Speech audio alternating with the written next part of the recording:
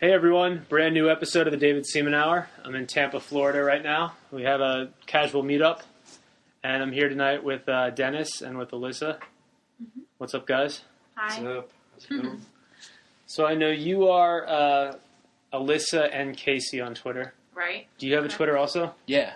What's yours? It's DPTHOT. DPTHOT, so people can add both of them tonight.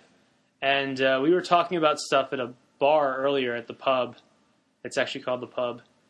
And we were talking about all kinds of stuff. We had a guy meet up with us who is, what is he? A doctor. A doctor. Or chiropractor. Chiropractor. Mm-hmm. Chiropractor, yeah. He was talking to us about how the insurance industry is messed up and how healthcare is kind of controlled by the insurance industry. Mm-hmm. And that was really interesting because that hasn't been much of a focus of my platform. I've been focused on so many other things that it's cool to hear people. It's cool and it's not cool because it shows you that pretty much everything is messed up in this country right now. Mm-hmm. Yeah. There are a lot of structural problems. But He had some really good insight with, he was really definitely well off and well spoken on, a lot of different topics within the medical field. yeah, you guys should probably all get close to the computer. You want it to be like around the halfway mark when you're talking. So Okay. but yeah, he was interesting, and I think if there's any hope, it's that you can get experts like that who actually work in the fields that they're talking about and have them reform the laws. You know, like, I'm not a doctor. I don't know what the answers are, but somebody who is a doctor, Right. they have better insight, or somebody who is a patient and has dealt with it, they know what we should do. Mm-hmm. Absolutely. Can you tell our listeners about that TSA thing you were telling me? Oh, yeah, I was talking about, we had just happened to, get into the discussion of the body scanners. You and me were, on a side topic. But, they're actually taking the body scanners out, I heard this week. That was something I had, researched and seen, that they're starting to remove them from the major airports, the full body scanners. And I just had added an interesting point to you, that TSA agents, it's a good job to get into for a TSA agent. It's not, and there's a misconception with, them all being, labeled as pedophiles or, perverts, groping you. It's a role and it's a job, but they're not allowed to wear any sort of radiation badge to, monitor or track how much radiation they're being absorbed on a daily basis. And if people tried to wear this and they've been told you can't do that? Yeah, it's actually they're not allowed to in their sort of uniform and get up. They're not allowed. It's not not that it's a non-requirement. It's not allowed to have a radiation badge because it's a bad show to the guests or the people flying to show their TSA agent has a radiation badge. It's a negative sort of perception. You would think if the government cared about their workers, though, they would allow that, because in hospitals, if you're an X-ray tech, you have to wear one of those. Then you submit it every now and then. Yeah. Yep. It's true. Very disturbing that. Yeah. Everyone else can walk through it, but the people who work there. And I always go back. Somehow okay for them to just. Yeah, I always go back to the idea of, like, when someone's getting their their overbite X-rays. The technician leaves the room and goes, right. and they put a lead vest on you. They put a vest on you, and then they walk out, but you're left there to kind of absorb whatever. We were saying this at the pub, but I'd almost rather be groped than be pushed through a machine where we don't know the long-term effects of what happens to you or how much radiation you're getting dosed with. Absolutely. I always opt out. It's like, that's my personal thing, Yeah, someone has to touch you, but personally, your dignity grows back, but being exposed to radiation, that. Yeah, what are you gonna have to? What are you gonna take an iodide pill before you go? But there are people, there are people who have been sexually assaulted or molested, raped. Well, yeah, sure. I'm not. I know, but it's just like, it's so difficult. Like, how do you choose between getting something that could potentially, give you cancer and who knows how long, in the short term even, versus someone touching you in a way that you are absolutely not comfortable with. And whether or not you're a victim of sexual assault, you're probably not comfortable with it. But especially those people who have been, unfortunately, forced to go through such a thing, it's horrific. And it's not in our laws. It's not part of our system. And there's actually, there's an amendment preventing that they can't have unreasonable searches or seizures. So what they're doing is clearly not allowed. And it needs to be reformed. Like, I'm not against airport security. No. Or making sure that psychos then don't get on planes. I'm totally like... Another point for myself would be, anywhere else in the world, if it's a non-American or non-United States flight, they don't have that security, correct? Or am I wrong? They don't have a TSA groping people. Yeah, it's more like what you saw in America pre 9/11. Yeah, like metal detector. Yeah, you walk through a metal detector to make sure you don't have a gun on you, and they shove your bags through a scanner so they can see what's inside, and that's it. And I feel like that's the way it should be. Yeah, and that's reasonable. And these countries, they have intelligence agencies, just like we have the CIA and the NSA and everything. They have their own versions of that. And if you're a known threat, they're not going to let you on. Right. But that's all done on the back end. They don't need to grope you every single time you get on an airplane when it's established that you're just a business traveler, or you're just a college student, or whatever you are. They know ahead of time who you are and if you're a threat or not. Mm-hmm. Did you see there was a video on YouTube I watched a few weeks ago? I don't know if I sent it to you. But there was this poor child who was in a wheelchair. I think he had broken his leg. He couldn't have been 5 or 6 years old. And he had broken his leg, or he did something to his leg. And the TSA put him through basically hell and high water to make sure he didn't have any sort of weapons or any sort of, chemical weapon. It was just ridiculous. This poor child who's in a cast who clearly probably, he's no threat. Yeah. And you're making him go through all of these measures to make sure that he doesn't have any weapons on him. I mean, it's ludicrous. If I can find that video, I'll send it to you. Yeah, you should. Bureaucracy, that's the problem with bureaucracy is it's faceless and it's heartless, and it screws a lot of people over.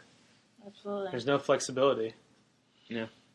But yeah, to answer your question, when I've traveled to other countries, I went to Uruguay earlier this year, and they were completely what you would expect airport security to be. And when I first entered the country, they looked at my passport and they asked me a couple quick questions about what I was doing there, and that was it. It wasn't like we're going to assume you're a terrorist until you prove otherwise. It's like you're contributing to our economy. We're going to ask you some questions to make sure you're not Pablo Escobar, and that's it. We're not going to bother you all night.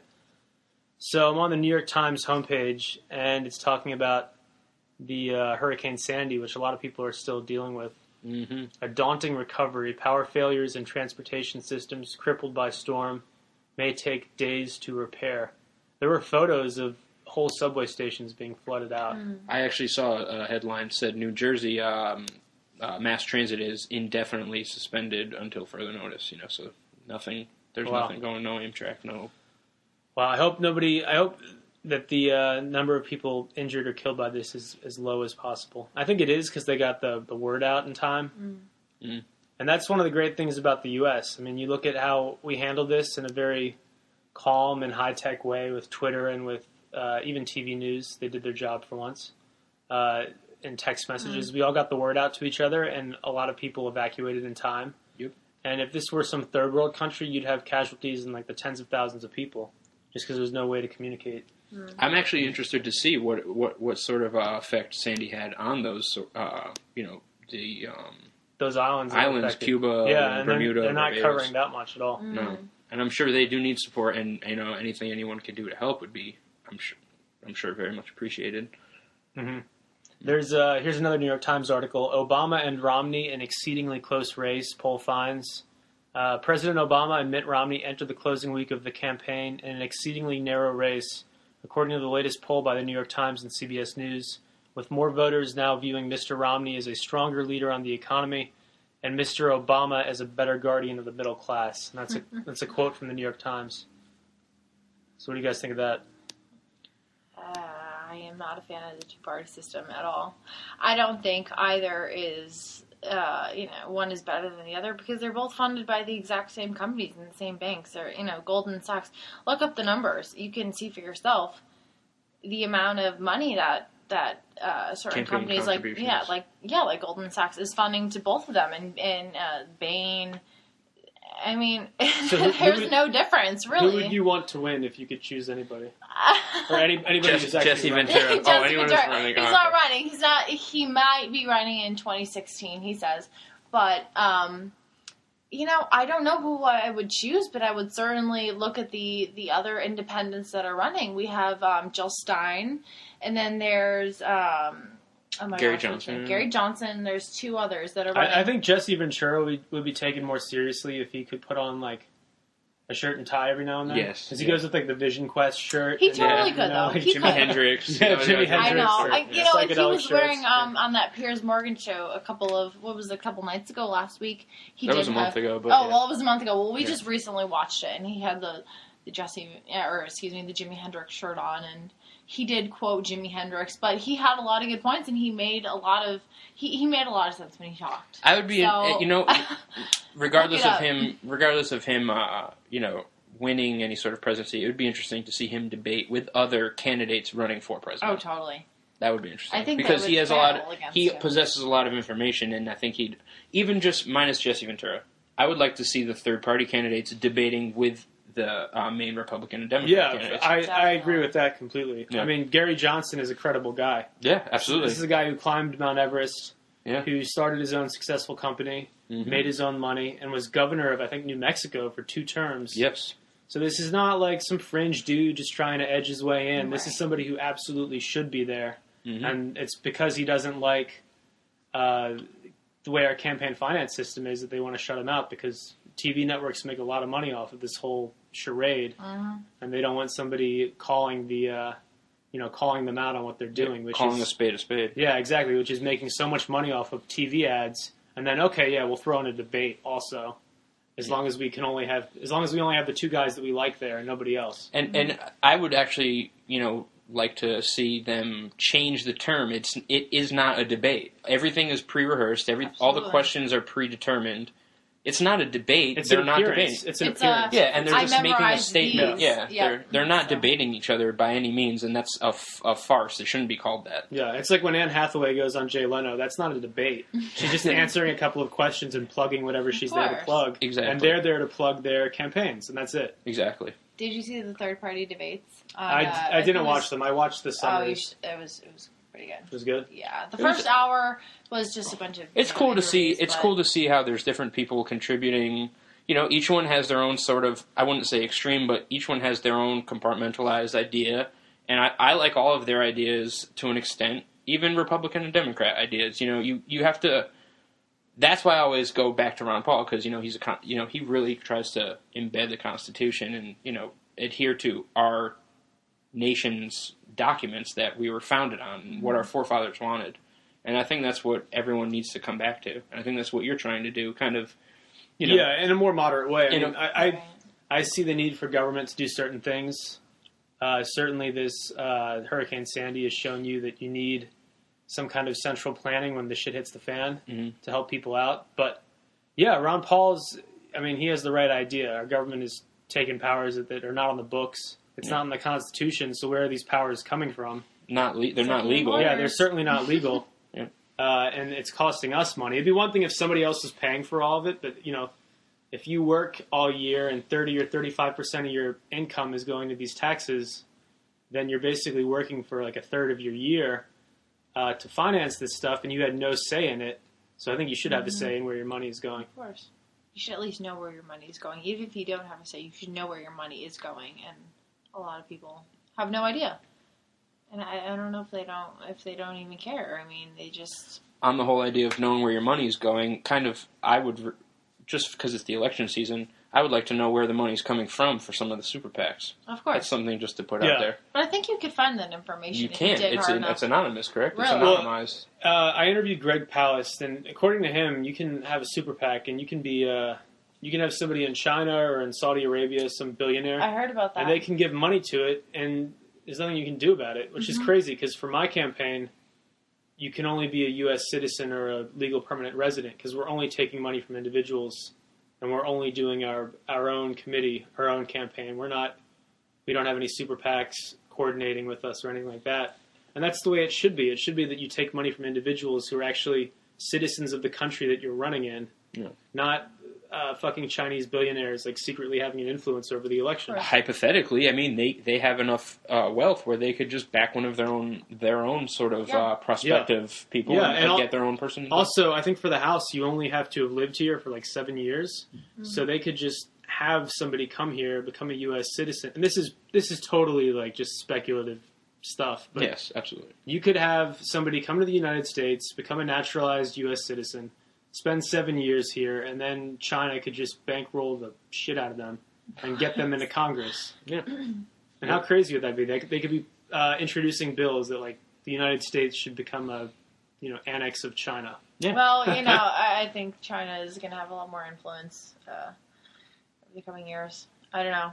That just spells trouble for me. Do your research. That's an option. That's an actual can happen with that legislation. Absolutely. And how do you get rid of that? What do you have to do? Amend the Constitution? Well, a lot of this stuff goes back to Citizens United, and you're not going to be able to get money out of politics. What you can do is you can control the way that it's done in a way that makes more sense than it is right now. Like super PACs don't make sense. But to get money out of politics is really hard because even going back to ancient Rome, I tell people this: Julius Caesar spent a lot of his time raising money, and you'd think Julius Caesar just came in and declared himself emperor, but he still needed a lot of money to do that to get to that point. He ran for public offices in Rome, and he had to appeal to rich people, and he actually took on like heavy personal debts to finance his campaigns. A lot of people don't know that, and it just goes to show you that money is a part of the process. It sucks, but that's the way it goes, because it's hard for us to figure out what we value if we're not putting money into it. So if you believe in somebody and you give them a $100 contribution, you're giving them your energy. You're giving them the ability to move forward and continue their campaign. Mm-hmm. And so you can't do away with that because that's important. But we have to make sure that it can't be unduly influenced by corporations and by people who aren't even American citizens. True. Mm-hmm. Let's go to Gary Johnson's website. I want to show or have everybody listen to something. He has these really good campaign ads, which I don't know why they're not actually on TV. I think probably because he hasn't raised enough money.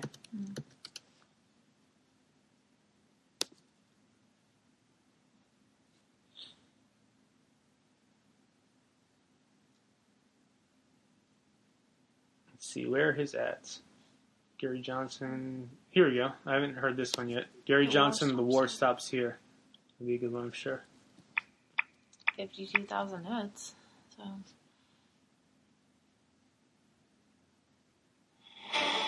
And it's showing a Predator drone flying over what looks like a desert. I'm the only candidate that doesn't want to bomb Iran. I am the only candidate that wants to get out of Afghanistan now.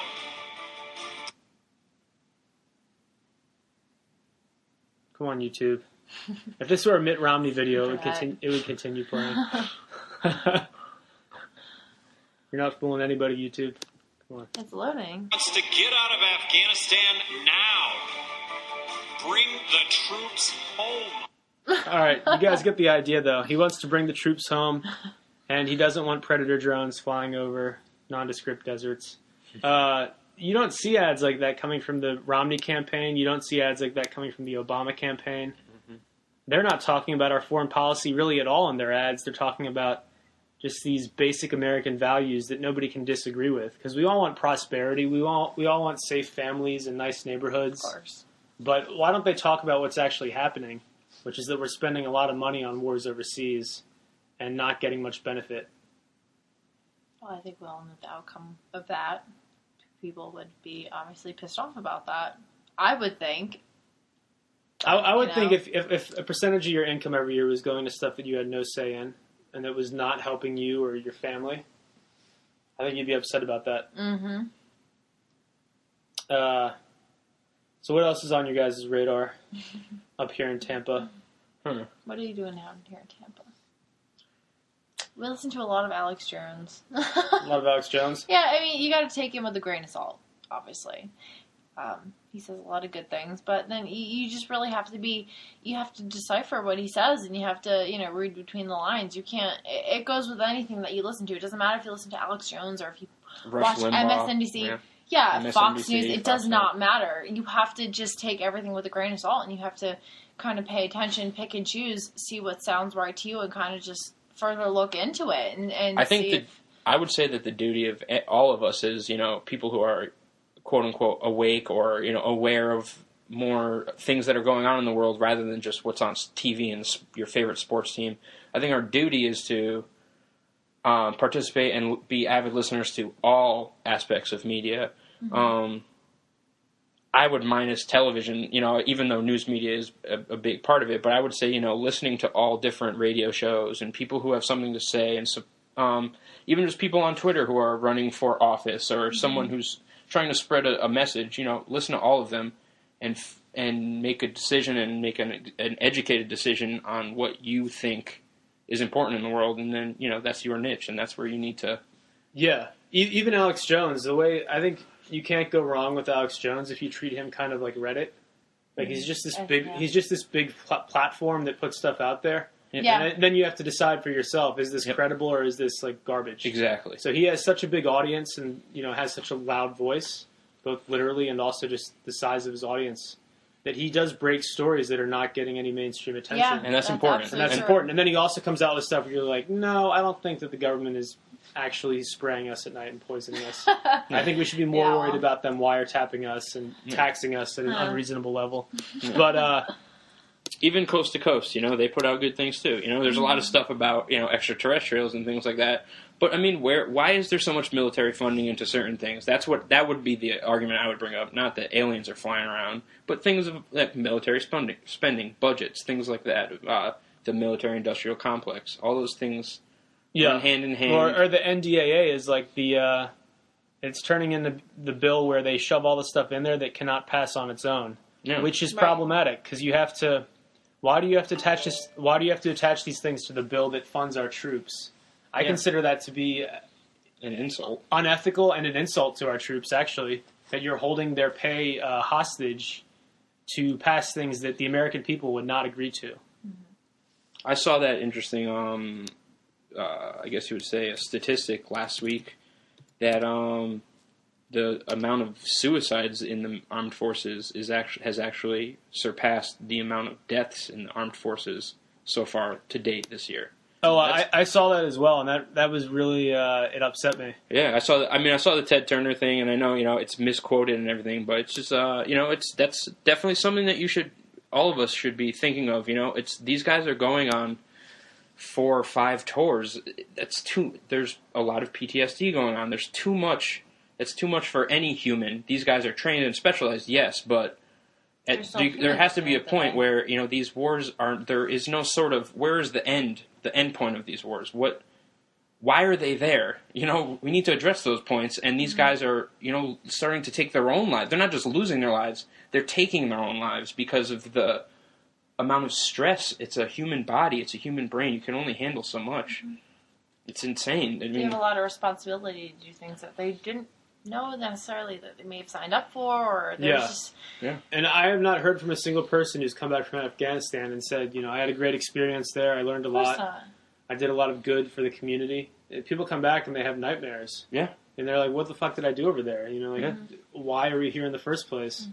And I'm sure there are stories out there of people having a good experience and saving a lot of innocent lives. I just haven't heard any of them. And you would think that a war of this scope, you would have heard some of that by now. And you would hear a majority of if it there should be more positive than negative. For something to be in World War II, you did not hear soldiers coming back going, "Why was I over there defending them against Nazi Germany? What is it?" That it was actually the opposite. It was bloody, it was dangerous, but I feel like it was something that we needed to do. Yeah. And that was the overwhelming thing in World War II is that it was what do they call it, the Great War or something like it had to be done. Yeah. You had to stop this growth of a totalitarian evil regime. And that's what scares me in the sense that, it's hard for us to ever grasp that concept that, we're over there and some people view us as that regime. Some people, other nations view us as that. And, I don't want to be a part of that. I want to be... Well, we're not invited there. Yeah. And absolutely we're occupying their area with military force, which even if our military is as professional as I believe they are and as intelligent and committed to their roles... imagine walking down your main street one day and seeing Chinese soldiers there. They're like, we're just here to, we're just here to go after the occupiers and the Tea Party members and any other insurgents. We're here to keep the peace. Don't worry about us. You'd be like, why are there Chinese soldiers on our streets? You guys need to leave. That's not acceptable. Yeah. And we just watched that Jesse Ventura interview with Piers Morgan last night, and he was saying, why do we have so many... What was it? Embassies in other countries? Not even embassies. It was military bases. Military bases, and yet those countries don't have military bases. There is no foreign military base on our on our soil. Right. Correct? I Yeah. mean, Yeah. how much I mean, like sense that- does that make? We wouldn't tolerate that. We wouldn't. Absolutely not. We would not allow Saudi Arabia to have a military base in the middle of Texas or something like that. Yeah. No.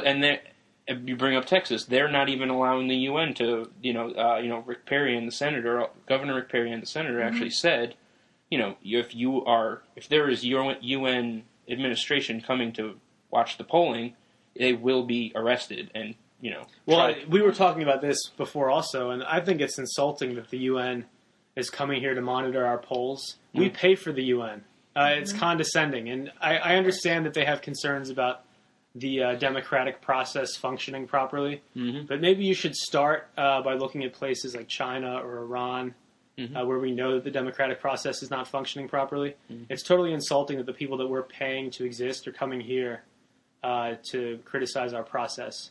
I think the UN, in a lot of ways, especially now that they want to regulate the internet and create surveillance programs to detect terrorists, they're getting way out of control. That's not the role of the UN. The UN was supposed to be a place where different countries could come together to discuss the issues so that we don't get into a World War III. That's specifically why it was created, I think, after World War II, so that we have a forum for different countries to discuss things.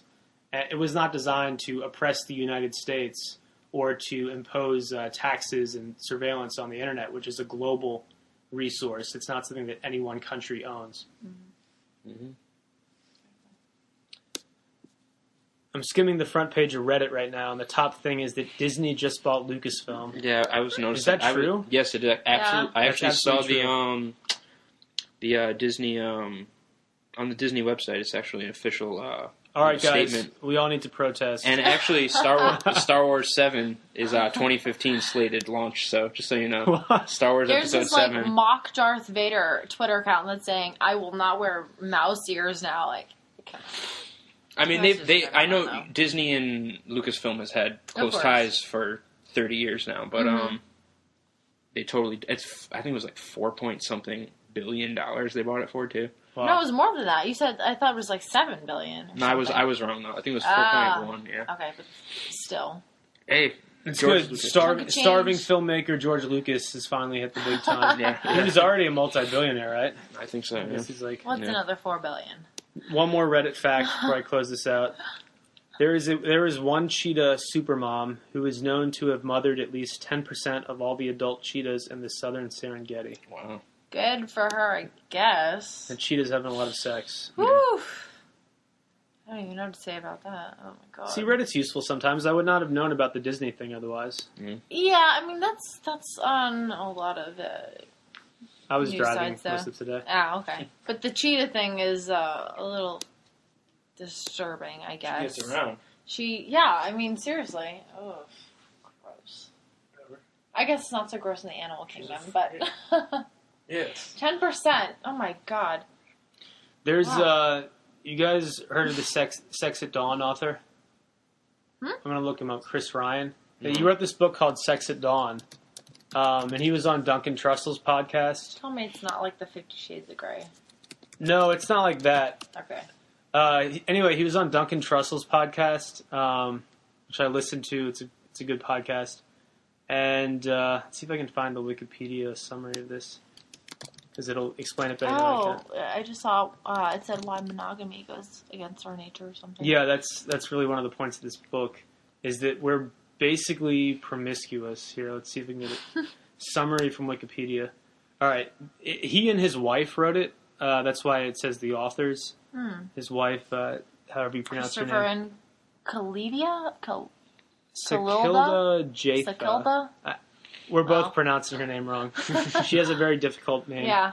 The authors argue that human beings evolved in egalitarian hunter-gatherer bands in which sexual interaction was a shared resource, much like food, childcare, group defense, and so on.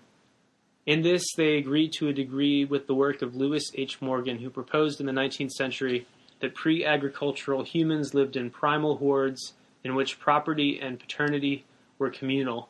They think that much of evolutionary psychology has been conducted with a bias regarding human sexuality. The main thing is that he believes in this idea that we came from these egalitarian hunter-gatherer societies where sex was not that big a deal, and you were pretty much having sex with multiple members of the community, and it was known, and it wasn't considered cheating or anything. And I think in the podcast he talks about how today there are certain tribes in less developed parts of the world. They're not exposed to modern culture, and these tribes still believe to this day that a child is produced only as the result of like multiple males fertilizing the female. And so they think that the baby is then like has traits of several different males because they don't understand exactly how it works. I guess they think that like it takes several different sperm to fertilize an egg. Yes. But then that child is treated as a member of the community and everybody raises it kind of equally, which is to us sounds like hippie bullshit, but no, that's a child needs a loving environment like that. But yeah, I don't think that's a bad thing if other members of a community or a town are treating that child as they would their own kid, and looking after it and taking care of it. I just think it's cool that Chris Ryan, who seemed really smart in the podcast, he could be a total psycho, but he seems smart in the Duncan Trussell podcast. And if that's really the way that our sexuality is naturally, then it makes you wonder about the way we're living our lives today in a lot of ways, where things like cheating are considered a big deal, and you can end a marriage over cheating one time. But according to him, it's just something that happens, and it's not really. It's just in our evolutionary makeup. Yeah, I've heard somewhere that love is essentially to compare to the high of a cocaine or some other drug that love kind of stimulates that the same, receptors in your brain that a drug would, and that's how you kind of attach yourself to a certain person. So I don't know if that's an evolutionary thing or if, I don't really know. It's hard to say if love is. But that's real I would say that I would argue that that's a different concept. Love and sex are two different things. But that's a female and a male's perception. Yeah. There you go. It's completely different here. We're getting into something completely different, but it's interesting though. And going back to the whole raising a child in a community, do you really need to have several different males, pardon my language, having sex with one female in order to sort of justify raising a child? I mean, do you really need all those different men in the picture to really make this child feel part of the community? Well, if you're a hunter-gatherer society, I think it's probably good to very different. To be around as many hunters as possible. That's true. I also still think that when you're with your family, there's a lot of male interaction with a child, and there's a lot of female interaction. You have a lot of uncles and grandfathers. It is good it's similar. To have. Yeah, it's similar. It is. And the other possibility is that we have advanced, and that that's where we started was with loincloths and just everybody banging everybody, and having these communal kids being raised by the community, and bathhouses. Bathhouses. But that we've progressed from that, and now we have something that makes more sense, and to us at least. It makes more sense, and it's more effective, and makes us comfortable. And it fits more of what our pattern of evolution at this point, like how far we. Yeah. When you guys were talking about Alex Jones, I wanted to mention something, and then I forgot it, but I just brought it up now. Dick Morris, who is a strategist for the Clintons. Let's see what his official title is. Okay. Dick Morris served as Bill Clinton's political consultant for 20 years, a regular political commentator on Fox News. He is the author of 10 New York Times bestsellers. And he just came out with a book that comes out, I think, tomorrow or the day after. He's coming out with a book that's on Amazon right now. It's called Here Come the Black Helicopters, UN Global Governance and the Loss of Freedom. It's a pretty extreme title for your book. Right. And he's talking about how this is like New World Order. Yeah. And what's crazy about this is a guy who Bill Clinton personally respected and took his advice for many years. And now I've seen him on Fox a bunch of times, and this guy, I don't know if he's crazy or not. I don't know much about him, but here's what he says. Here's the book description. The globalists dismiss democracy as obsolete and surrender us to rule by civil service experts. Bureaucrats who are elected by nobody and accountable to no one. They want Congress to ratify a series of treaties and global initiatives that will give them control of the internet, the seas, our carbon emission policies, our welfare system, and even outer space. They will hobble our ability to go to war and send our wealth to third world dictatorships. They'll attack anyone who tries to stop them. And again, this is Dick Morris. So, I mean, he might be a crazy dude, but at least he's held some serious jobs in the past. Yeah. I know, I just pulled it up, the guy's name. Bill Clinton actually cited this Dr. Carol Quigley, who's a known globalist, and I know, like, it's a touchy subject, but eugenicist, you know? Mm-hmm. And, I mean, that was one of his mentors at Yale, and he studied him, and, you know, that's... Yeah. So, I mean, it goes hand in hand with that. This is basically a very serious guy, at least in terms of mainstream media. He's on Fox all the time, and he's saying that, like, here, that's the title of his book, is Here Come the Black Helicopters. Like, if we're not careful, the UN is going to seize control of the United States through Congress and through other means to the point where we are not a fully independent nation. Sovereign nation. Yeah, we're not a fully sovereign nation. We are beholden to a council of officials from all over the world, some of whom do not like Americans, and some of whom are not at the same point as us. Like, one of the things that's weird to me about the UN is we're dealing with countries that are literally hundreds of years behind us in some cases. And they're not elected officials. Yeah. They're appointed. Right, and we didn't elect them, and they they do not have our best interests at heart. And that's why people around the world, I see videos on YouTube that, you know, there's other nations that our Constitution and our Bill of Rights our forefathers really spent time and wanted to make something that was a buffer against corruption and tyranny. Right. That was the goal of it. Yeah, it was to avoid what we had before, which was living under the monarchy. Yeah, Right. And somehow they've found loopholes and are bringing us back into that tyrannical. There's different forces that are trying to, break away and chip away at what that document means. Yeah, and it's good you said they're not elected officials, because when people ask me, what's wrong with the UN? Isn't it good to have, a United Nations? I go, yeah, absolutely. It's good to have what it's designed to be, which is a forum for discussing things without going to war. Mm. But it's not good to have non-elected officials from other countries. You're talking about Chinese and Russian leaders deciding what should be done in the United States. That doesn't make any sense. None. Absolutely. At all. On that note, everybody watch out for the black helicopters. What was it? I can't believe globalists. That's actually the title of his book, though, is Here Come the Black Helicopters. Yeah. That's got to be awkward when you introduce that on the O'Reilly Factor or whatever. Yeah. But thank you so much for participating in this and having me up here tonight. No problem. Pleasure. Totally. Yeah, I think this was fun. It was great. Good times. Yeah. And if anybody wants to sound off on what you thought of tonight's podcast, you guys want to just plug your Twitters again? All right, my Twitter, my name is Alyssa, so it's Alyssa, ALYSSAN, as in Nicole, KCCASEY. That's me. And mine's, it's Deep Thought. It's DPTHOT. So, yeah, follow us and see what we have to say. And Definitely we'll follow you back. And seeing what other people have to say. Yeah. That's what it's all about. Yep. Gaining more perspective. Yeah, the whole point of these conversations is really to just create an environment where we can talk about stuff, and it's like everybody's in the same room at once. And even if you're not in the same room with Twitter, you pretty much are. Really quick, tomorrow night, Matt Staggs will be on the show. He is the host of the Disinfocast and also editorial director of disinfo.com. He'll be joining me again. He's always an awesome guest. We'll probably be talking about UFOs and absolutely crazy stuff, in addition to some really down-to-earth things as well. So look forward to that one, and thank you so much for listening.